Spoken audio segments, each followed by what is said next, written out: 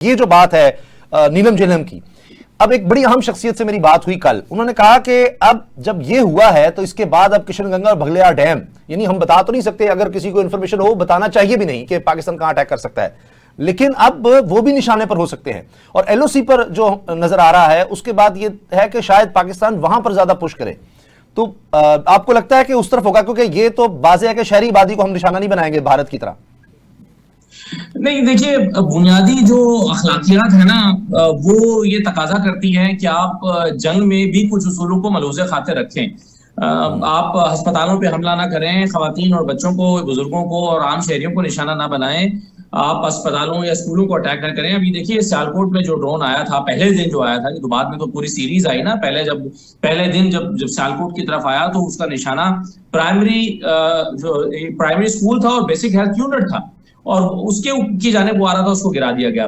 तो अनफॉर्चुनेटली हमारा वास्ता एक ऐसे दुश्मन से है जिसको बुनियादी अखलाकियात का पास नहीं है, और उससे कुछ भी तवक्को की जा सकती है। लेकिन मुझे नहीं लगता कि जवाब में, मैंने कुछ लोगों को कल सुना, यहाँ तक कि कुछ डिप्लोमेट्स भी टेलीविजन चैनल्स पे पाकिस्तान में बैठ कर ये कह रहे थे कि जवाब में हमें भी बघलियार डैम पे हमला कर देना चाहिए, मगर मुझे नहीं लगता कि हम शायद ये करेंगे। और ये तो यकीनी बात है कि शहरियों को या आबादियों को निशाना नहीं बनाया जाएगा। हमारा रिस्पॉन्स जो है वो इंडियन आर्मी के लिए होगा, और मेरा ख्याल है उसी की तैयारी की जा रही है। जंग फौज और फौज के दरमियान होती है, मासूम शहरियों को निशाना नहीं बनाया जाता।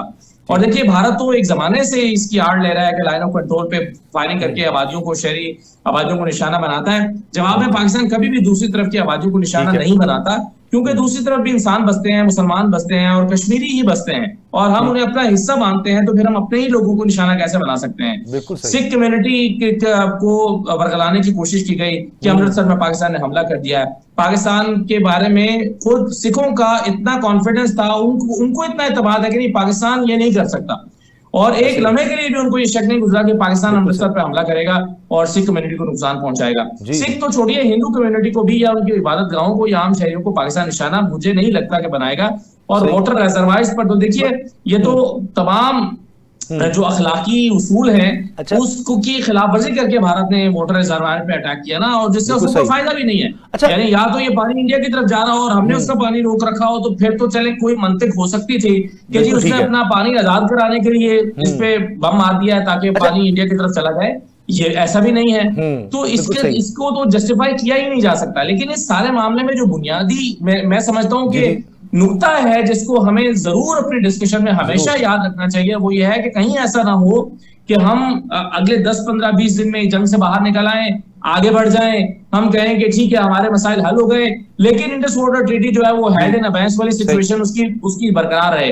तो देखिए, जो इंडस वाटर ट्रीटी है, ये पहली शर्त, टॉप ऑफ द लाइन ये शर्त होनी चाहिए कि जी सबसे पहले उसका स्टेटस बहाल किया जाए, और ये जो पानी रोकने की कोशिश या इरादा भी किया गया है भारत की तरफ से, इसको किया जाए, बाकी मुतालबात उसके नीचे आए।